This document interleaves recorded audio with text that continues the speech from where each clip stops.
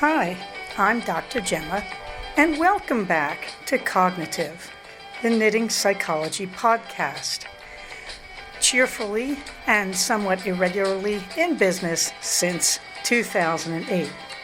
Segments today may include what's on my hooks, needles, and spindles, a strategy, something I really like, put a lid on it, oh shoot, and blather. So sit back, put your feet up, pick up your knitting, crocheting, spinning, weaving, or dyeing, or any other yarny thing you're doing, and get ready to enjoy. Hello, it's Dr. Gemma. Welcome back to the Cognitive Podcast. We're here at episode 22, and I'm so grateful to have you along with me today. Comments are always welcome. You can comment on the blog at Cognitive Podcast. Now, you all know cognitive is spelled C-O-G, the word knit, and then I-V-E, right? Just saying. cognitivepodcast.blogspot.com. You can also go to our group on Ravelry. I say that between gritted teeth because I just hate the new design. I can see why they're doing some of what they're doing, but I can't say I'm fond of it. However, it's still usable for me. It's just not as aesthetically pleasing as it was with the green.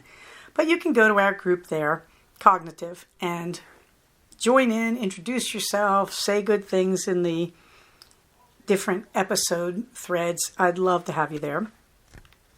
You can add yourself to the Cognitive Listeners Map. All of these links, by the way, that I'm talking about, there are always links for everything. They're in the show notes at cognitivepodcast.blogspot.com and in our group on Ravelry. I think I just said that. I'm saying it again because you should realize things like the link to the listeners map, that's in the show notes. Including a link, by the way, to my YouTube channel, very originally and creatively named Dr. Gemma, 2 words spelled out. The YouTube channel, I haven't updated it in about a year now, but it's got 1-minute flash tips around surviving the pandemic and longer discussions of the kinds of strategies I most often use in my clinical work. I'm beginning to have fantasies about putting up strategies around dialectical behavioral therapy. We'll see how that goes. Please do be aware that I am still working. I have worked continuously. What a surprise. I'm a psychologist in a pandemic throughout the stay-at-home period. So I'm doing quite well. And I'm okay. Somebody was expressing that privately, like, are you guys okay? Yes, I'm just stressed because let's face it, I'm a psychologist in a pandemic. One of the sort of amazing things about that is I don't know how to get through a pandemic any more than you do, but I'm a psychotherapist. I have to think and act like I do. And of course, the reality of cognitive behavioral psychology is you sort of fake it till you make it, but it turns out I do. And that's why I do dialectical behavioral therapy, because it's really, really been helpful to me in getting through this time. But more of that in I'll Shoot. Meanwhile, there will not be a cognitive fiber retreat as far as I know in 2021. You never know if that'll change. I mean, I'm really waiting to see what happens with the vaccines. I am very pro-vaccine, so let me tell you right now, you're not coming if you don't have the shots. But otherwise, I don't know. I'd love to have one, even if it was 10 of us getting together to knit in a nice little hotel retreat for a weekend. Please stop trying to add yourself to my Instagram account because I'm getting robo accounts with porn accounts. Every time I post under Joe Biden's Instagram account, I get 10 porno accounts the next day. I think some of the Trumpsters aren't losing well. I'm just saying. In the warm thanks department, thank you, K&B Purple, for the very astute comment about the sensory rescue kit. That is, a few episodes back, I talked about the S in accepts, which is about sensory, that when you are trapped in your head and you need distraction, use your senses to come back in your body. And I mentioned that I have a sensory rescue kit that I take along with me. And K&B Purple very sensibly said, hey, could you put that list in the show notes? So it's now in the show notes for this episode, episode 22. If I get clever, I'll go back and also reprint this in that episode. You know, now that I think of it, that's a really good idea. Thank you, K&B Purple. That was a great idea. What, you may be wondering at this point, is on my hooks and needles. Well, I have finished Dead Zero this week because I have not been focused on knitting because the weather has gotten beautiful here. More on that in Shoot. But in progress, the Spectrum socks. These poor things are so hung up. I'm on sock number 1. And I'm past the heel and that's it. I'm stalled on the foot because I'm just not giving it love because, as you've heard before, I'm working on Twin Faces vest. Now, I am almost finished at last the second skein of that yarn, which makes me happy because I'm going to measure it and then send it to her. And I'm also going to measure, I know she wears turtlenecks from the same company I do. So I'm actually just going to measure that side seam as a kind of guide. Now the armpit of a turtleneck is up closer, the fabric armpit is up closer to my physical armpit than the armhole, the bottom of an armhole of a vest would be. But it's as good a guess as any because I can make this too long and Twin Face will be fine. It's if I make it too short, we have a problem. But I'm on the second skein of that vest and I'm almost there. It's probably about 12 inches long right now. And that's wherever I finish is where I stop and put in the rescue line and then send it off to her.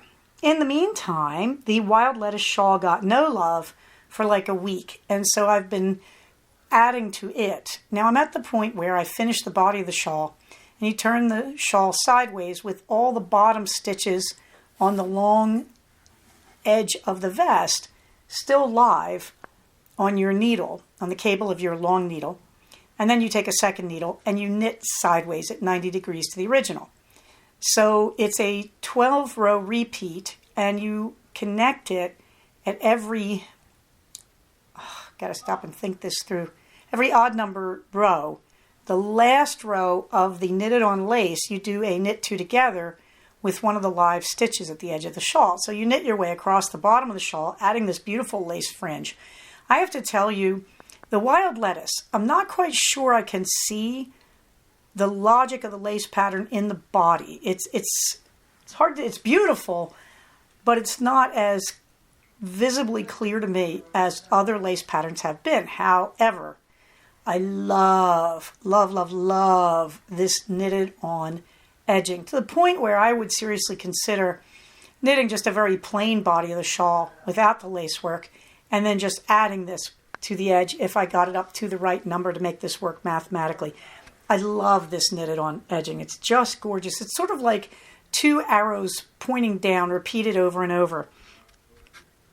It looks really cool. So anyway, I got 2 more of those repeats on, but I'm nowhere near the midpoint. I've got a long way to go to the midpoint where you stop and do a little short row thing for a couple rows to give it a nice point at the midpoint. It's a triangular shawl. And then you go back to the pattern.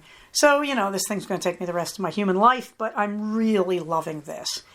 And that knitted on edging is worth the price of admissions. If you don't feel like doing a fancy lace shawl, you just get your shawl out to 185 stitches, you mark the center stitch, and then you can add that knitted on lace edging. This is one of the joys of fickle knitters' work, that I've done this before. Because what Michelle does, Michelle Miller, the actual fickle knitter, she does these very short stretches of highly symmetrical lace, which I love.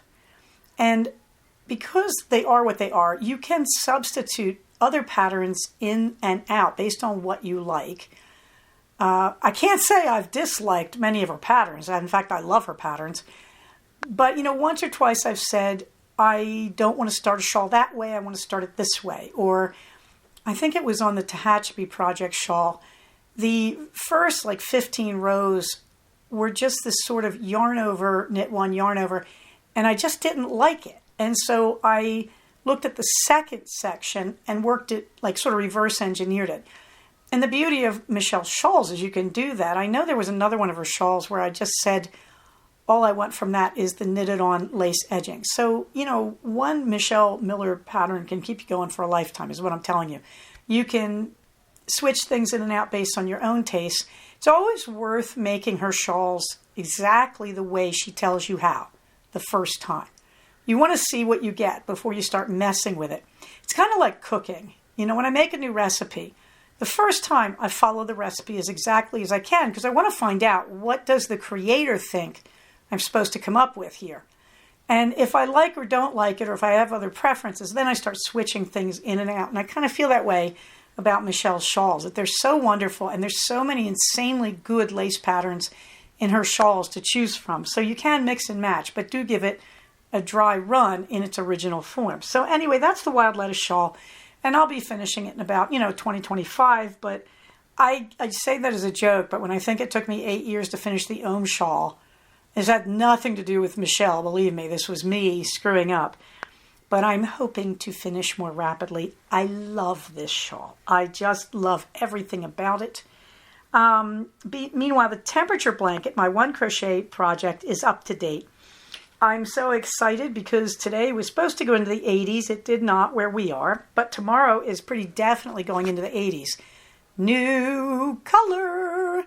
I'm slowly working my way into the yellows, out of the blues and blue-greens. And I'm excited because the 80s, you definitely go into a yellow-orange. And I've been in the 70s, which is a color called canary, which, as you can imagine, is a pretty straight-up yellow. So it is so much fun watching this thing grow and develop.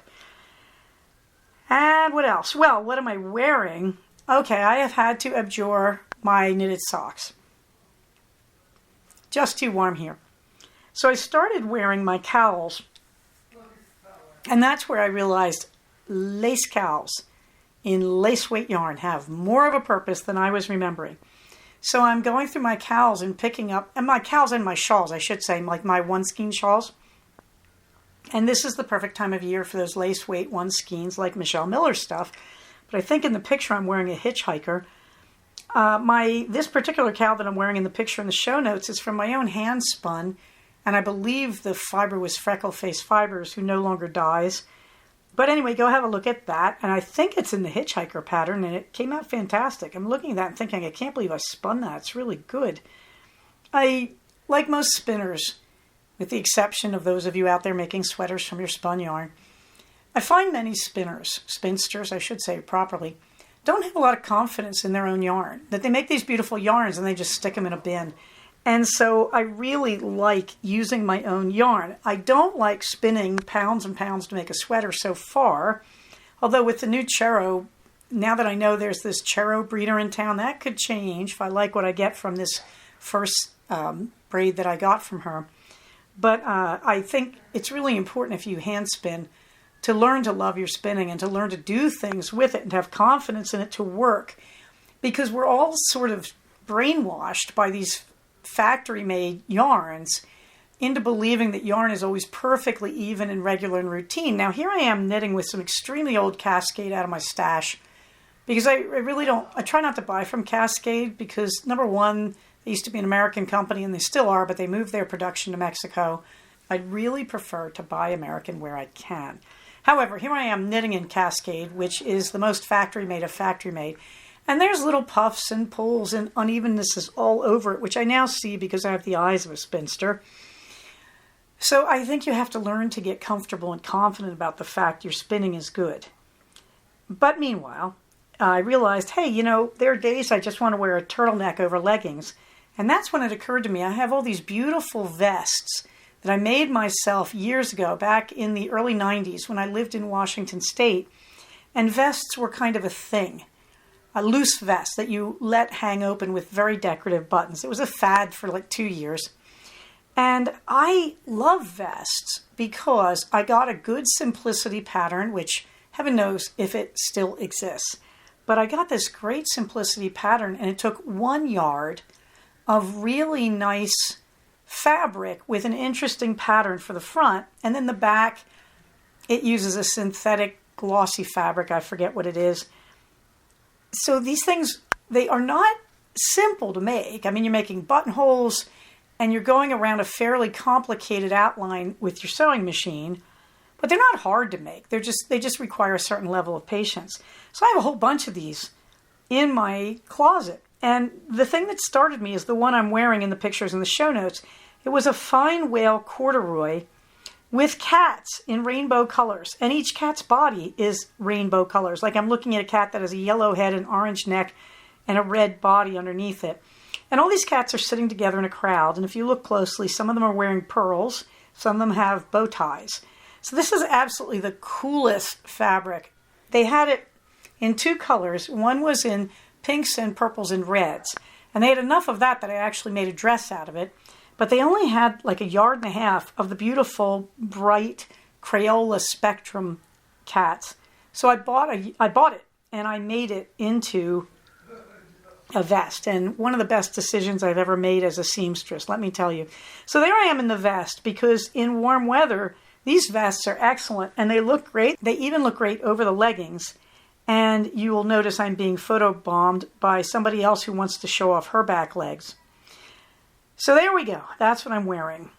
Dizzy Blondes, the electric eel wheel arrived, and I just haven't opened it yet. I'm probably saving it for my vacation, which starts a week from last night. And I'm so eager for my vacation. But I just haven't gotten the energy. Today was the beloved husband's birthday. So I didn't get to open the wheel, but I have no regrets about that. So there's a picture. It's going for $279. This is, of course, a 3D printed wheel with an engine that is not based on the normal mechanical parts, but is based on a computer motherboard. These things are brilliant. I have the Nano. Yes, I have 2 Nanos. I still haven't opened the newest Nano because I have not had Spinning Mojo for over a year. And I'm going to get down to that. The strategy. Well, we are still doing the skills for managing distress from dialectical behavioral therapy. And we are on the acronym IMPROVE, which stands for Improve the Moment, because the 2 acronyms for distress tolerance are based on 2 slightly different ideas. The first one, accepts, is to manage your distress. Accept that, a wise person accepts that she is distressed and manages it using that acronym. The second acronym, which we're now on, Improve, is about, okay, you're stuck. You can't simply distract yourself like you do with accepts. So Improve is about you're stuck in a situation like somebody is talking to you about something unpleasant, and you're going to improve the moment. And we are on the O. The O stands for one thing, as in focus on one thing, to the exclusion of all else. Those of you who are sharp just recognize the formula for meditation and for hypnosis, but we'll do those in other episodes.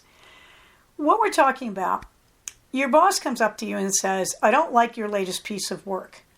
Focus on one thing. It's very easy to get distracted at a moment like that and say, oh my God, my boss hates me. Am I going to get written up? Is my job, blah, blah, blah, blah. Don't do that. The boss told you what the boss thinks the boss is doing. I am correcting this piece of work that did not meet my standard. Focus on that. What do I need to do to correct? Because my job is to make the boss happy, and I don't need to take it personally. I can just focus on, okay. Now, for 1 minute here, I want you to be the boss, because I've been this boss, where you're explaining something to somebody. You come up to them and they say, look, I just read your notes on this case, and I want to talk to you about the way you're writing your notes, because there's some lack of clarity, okay? Now, I know you're a good therapist, but I think we can make this a little better. We can tweak this a bit, and I think it'll make you even better. And I watch the person fall to pieces in front of me, and I'm thinking, what on earth are they hearing?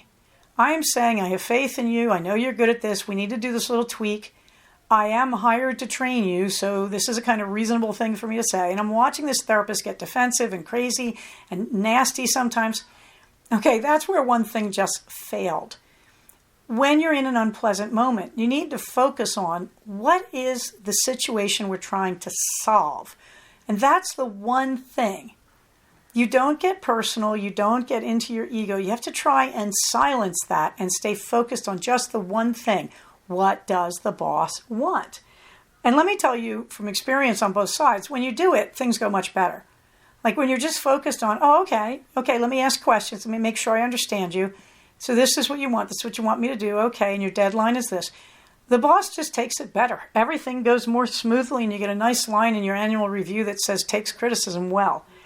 But one thing at a time is really key too, because when you're distressed, your mind goes everywhere.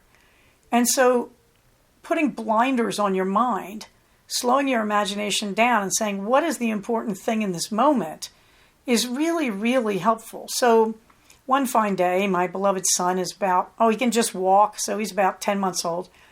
And he's in the living room playing in some restraining thing, I don't know, like his little baby jumper or something. I walk in the kitchen, I look out the window because I see movement. My son's walking across the front yard. We live on a farm. Fortunately, he's heading towards a dirt road. I had no shoes on. That didn't stop me. Now, I could go crazy, like, oh my God, he's going to get hit by a car. This is going to be terrible. I'm naked, which I was. I was wearing a t-shirt and underwear. Or I can say, the important thing here is I got to get my kid back. We had to put a U-bolt lock 7 feet off the ground to stop him from doing this. He figured out how to get all the deadbolts open on the front door. My kid. Parents aren't stupid. Why I thought the kid would be.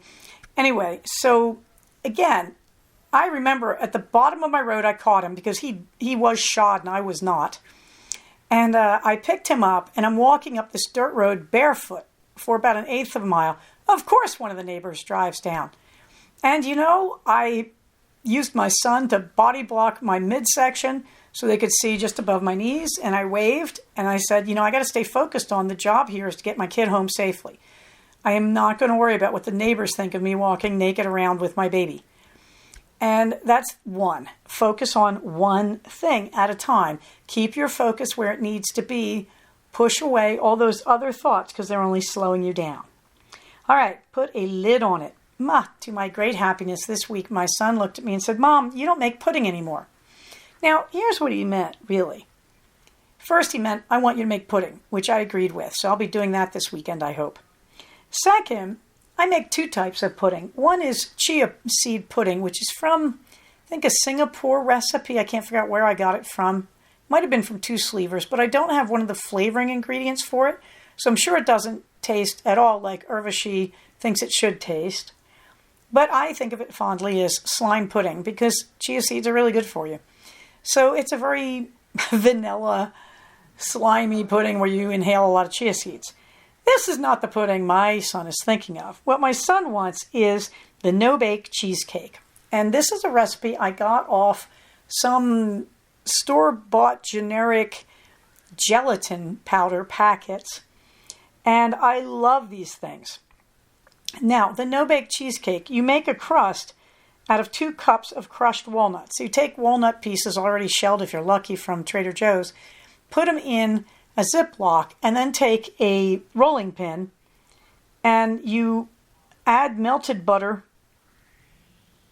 I don't even say how much melted butter. That's interesting.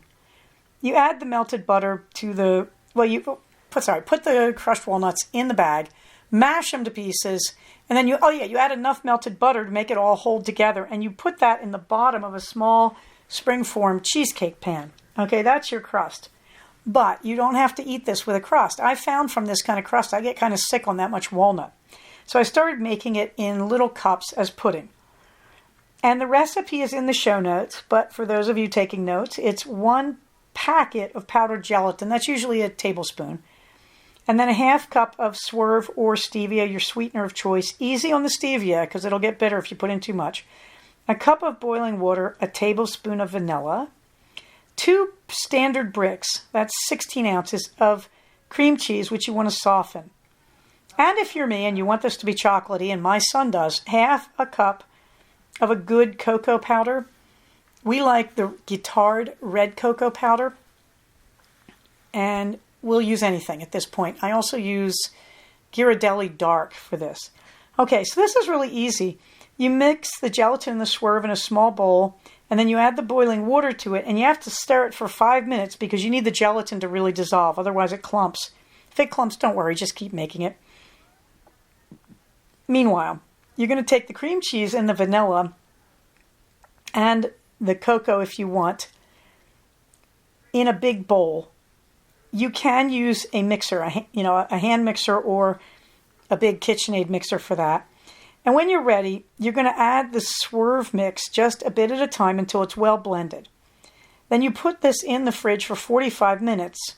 Now, if you're going to use cups and make it into pudding, you put it in individual cups at about the 30-minute mark. Because you put it in the fridge for 45 minutes and set timers. Every 15 minutes, you're going to stir it really well.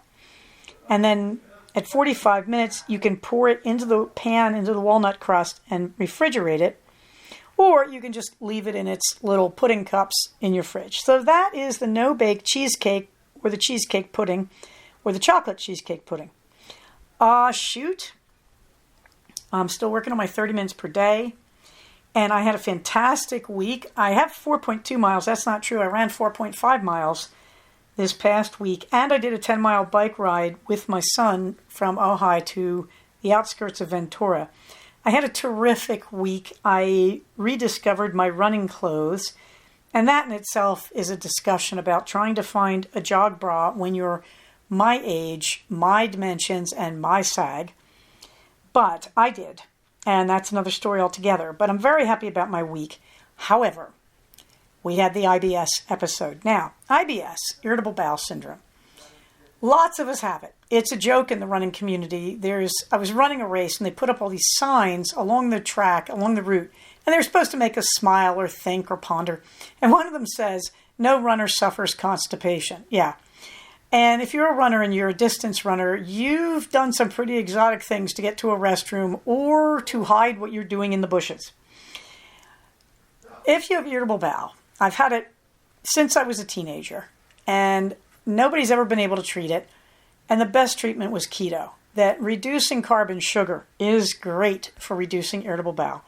And irritable bowel has been a real experience in my life that I run out of restaurants, after meals, things like that.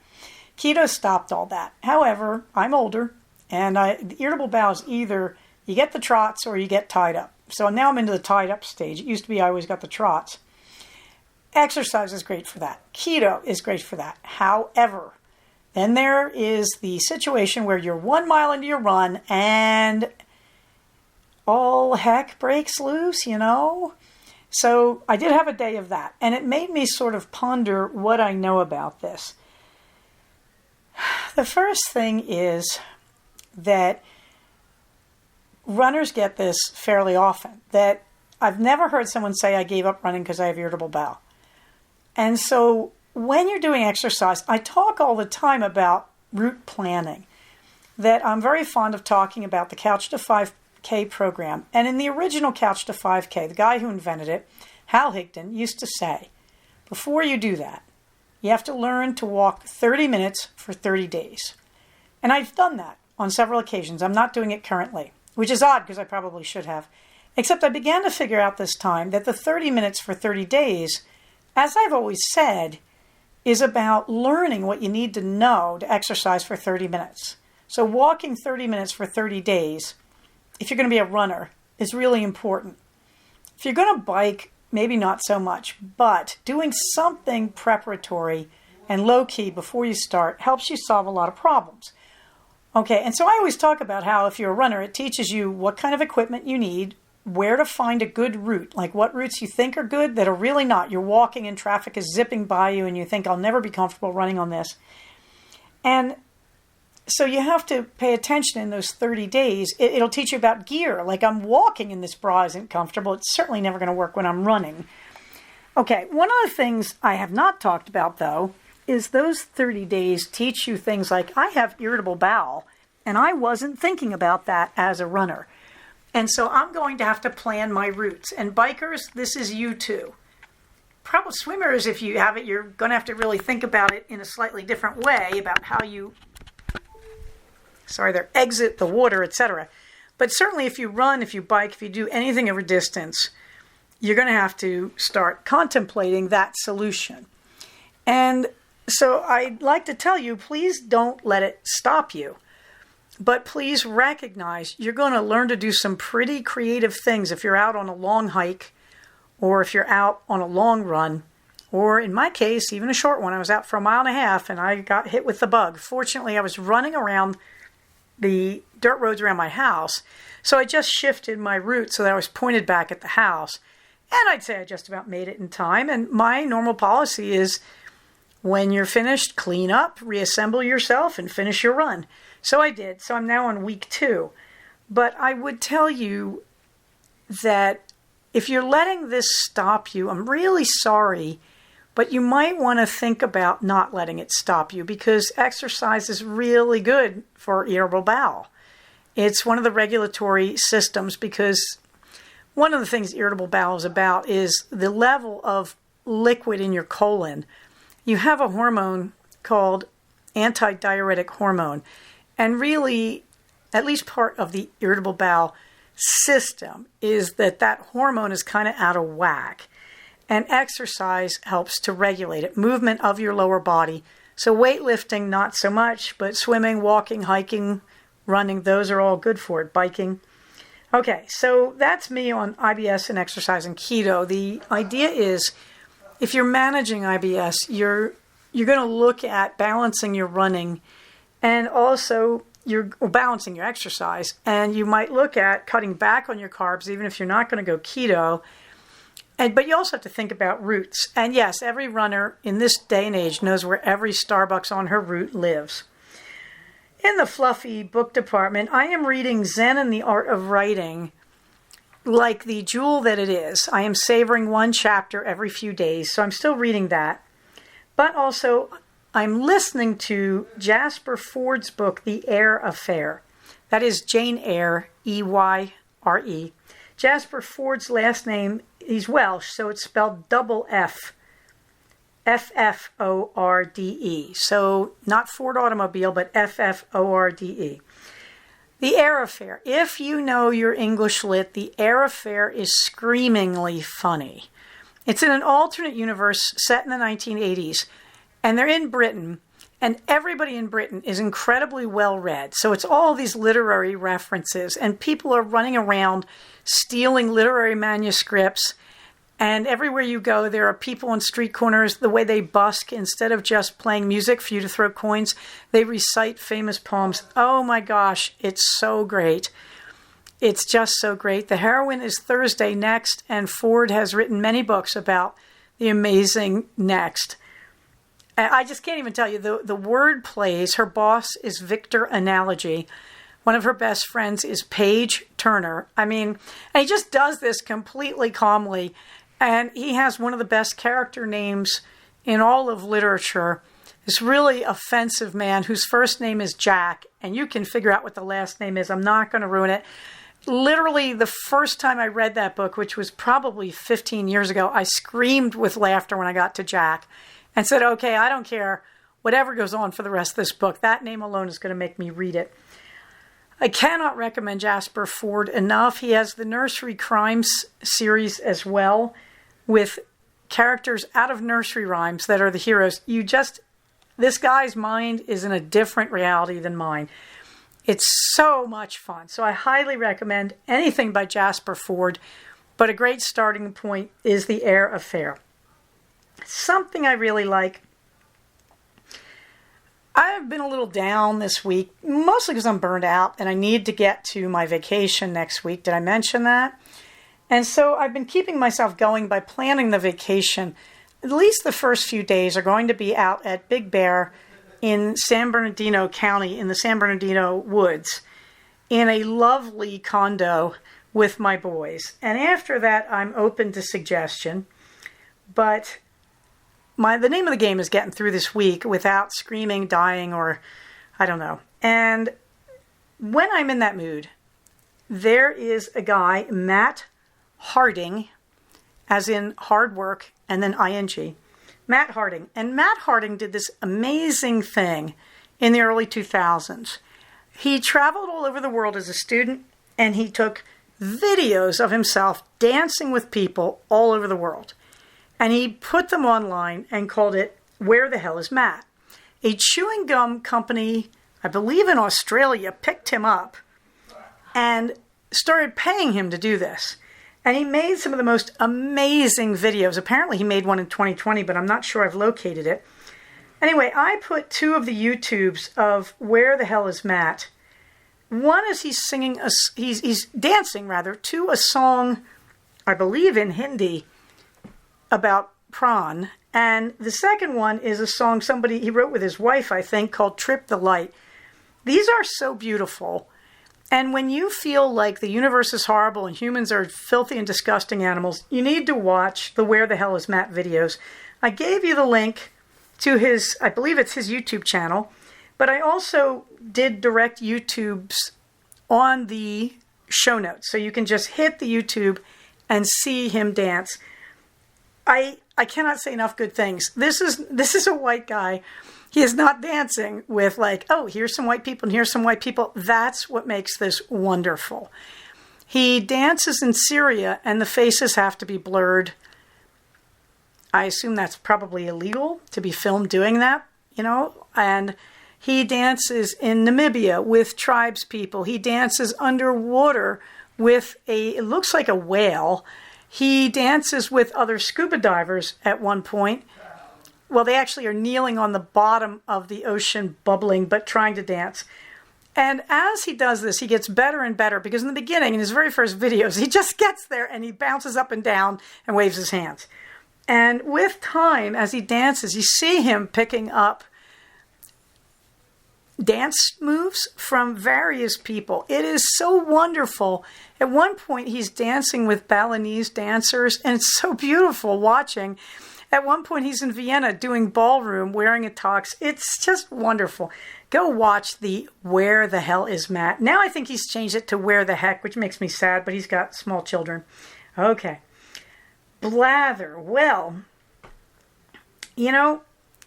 someone said to me this week, I want to say it was DNA Price, but I don't think that's right. Someone said to me this week, so you actually decided you had COVID. And I thought, yeah, you've kind of missed my year coming in as you did at the beginning of this podcast revival in November.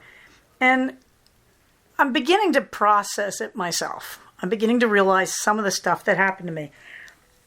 The pandemic, as a psychologist, was bad enough because I don't know how to live through a pandemic any more than you do. But I'm supposed to interpret the therapy I practice to you in a way that helps you live through a pandemic that I myself am experiencing for the first time. And it's been great. I've been proud to do it. I'm grateful to my boss, who's an excellent boss, because she trained us in dialectical behavioral therapy, which I'd already had some training in, but I really needed the update. And it was a great 2-day training that I did on my last vacation in September. And I'm already a CogB therapist, and I was already using a lot of these skills because I was trained by the inventor of DBT, Marsha Linehan, in 2009. I picked up CogB in 2000, I want to say about 2005 or 6, but I really didn't get how to practice it, and because I felt it was too remote until I trained with Marsha, and then I got it. I really got the value. And so when I got to this training last summer, it really helped. It really solidified a lot of what Marsha Linehan had taught us. However, back in late February of 2020, I went to Stitches West up in San Jose.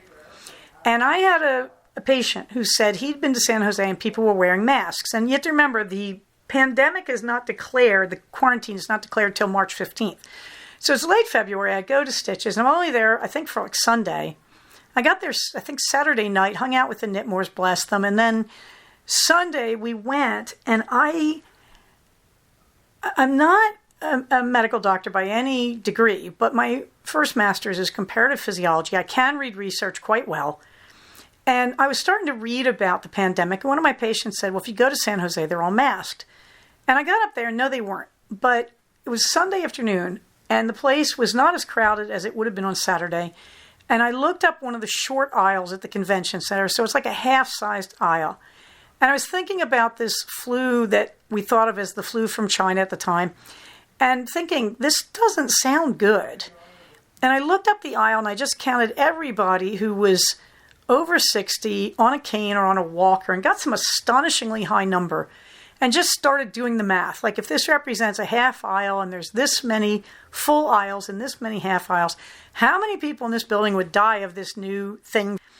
And suddenly came up with this appalling number in the high hundreds and was scared to death and kept it to myself, but came home and bought N95s for my husband and my son, which was one of the best things I've ever done.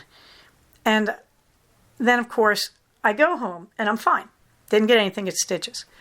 A few weeks later, it's early March, and I'm feeling bad. And I'm thinking, oh, did I get flu? But I had a flu shot. And I had this terrible thing in December. And it got to my lungs, but it didn't get bad. And I threw it off, and none of my patients got it. I was seeing patients, but I had an office that was a long room, like a long rectangle. And I made them stay at the far end of the room, and I sat at the far other end behind my desk, which I normally sit closer to the patient in a sort of conversation circle. And none of my patients got it. But then in January, almost all of them got it. And I didn't think much about it, except I thought it was odd because I'd had a flu shot, and I just assumed that this was some flu variant. Now the CDC says COVID was in the country at that point, but I'll never know. But then in early March, starts up again. Was it the same thing? If it was a lot worse. It got into my lungs, and it was really harsh in my lungs. I'd be pretty good all day, but I was incredibly tired. But at night, I had to sleep sitting up, and if I slid down, I'd wake up choking, literally gagging and gasping for air. And this was very bad. But, I was starting to watch the COVID information and said, I might have COVID, except I don't have a fever. And they said, well, if you have a fever, you need to go see your doctor. But there were no COVID tests. There was no way to prove you had it. Okay, so on Friday the 13th, I realized I am really sick. I was in my office, so I made a point of not letting the patients get within 6 feet of me, and I stayed at the far end of the office from them. And I realized at the end of the day, I can't do this. I might have COVID. And none of us were that serious about it, but I thought, well, on the off chance. So on Saturday the 14th, I did my first online sessions. I contacted everybody, said, you can see me on Zoom, Skype, or FaceTime, but we can't do this face-to-face because I'm sick. So I did that. It went pretty well. And then the next day, Sunday the 15th, I had a fever, and I woke up feeling feverish, and I was about 99, but then an hour later, I was about 103. And that's where I got scared. So I took a lot of aspirin and went to the urgent care. And the doctor didn't take me seriously either, except she was wondering why I had a better respirator than she did. And I liked her. I know this doctor anyway. I know her from the past. But when I said, well, here's the news with a fever, she sort of blanched behind her mask and said, oh, no, and took my fever again. And she said, what did you do about it? And I said, I took aspirin right away. And she literally said, oh, thank God. And she said, you need to keep doing that. And then she looked at me and she said, I can't tell you you have COVID. We don't have any tests. And she said, if I send you to the hospital, they don't have any tests. They're getting them soon, but they don't have them. And she said, if you have COVID, you're going to infect everybody there. Now, remember, this is before there was masking. So I'd be in a waiting room full of unmasked people.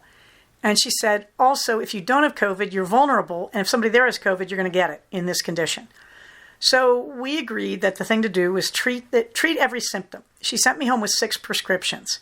I didn't get better until I saw Chris Cuomo on CNN talking about his COVID and talking about the pulmonary exercises developed by the head nurse at the Queen's Hospital of London Pulmonary Division. I watched those videos. I started doing the exercises hardcore every few minutes. That worked. Within 24 hours, I was improving. Okay. So I didn't think much about that, except at the end of April, it came back.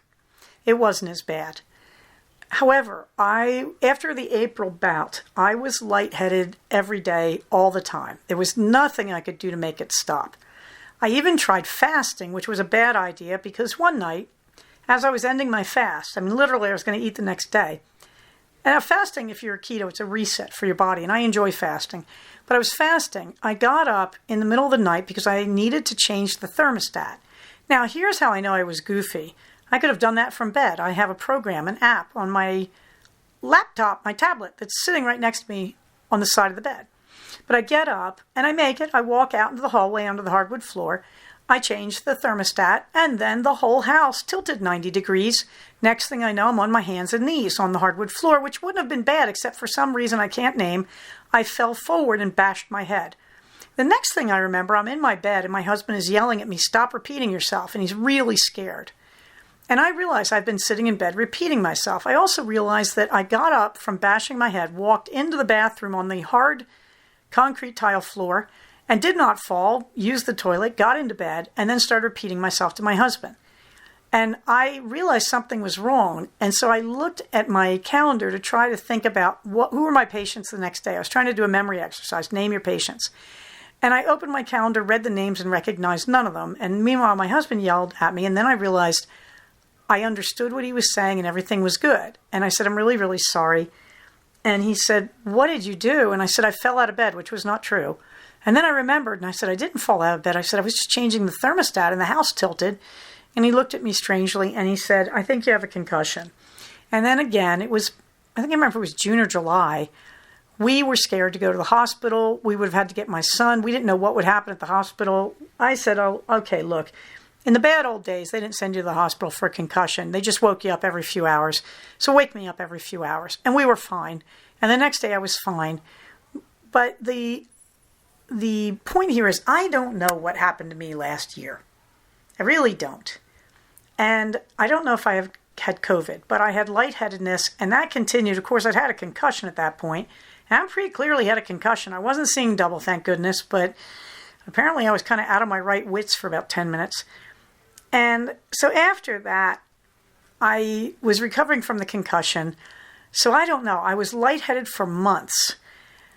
I was really exhausted. I would finish my work every day, and this was starting in December of 2019, and all I could do was get in bed and knit. I couldn't do anything else, and I made the best of it. I just thought, well, I'm getting older, blah, blah, blah.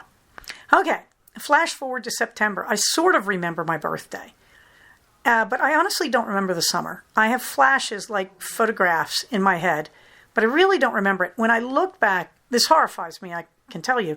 I read my notes, my chart notes for my patients. They make perfect sense. None of my patients figured it out. My patients stayed with me. Everything went well. So apparently minute to minute I was okay, but my long-term memory tanked. Could be the concussion, who knows? Could have been COVID, who knows? But it's been a pretty rip snorter of a year. And I was worried and still worry that I'm a long hauler with COVID.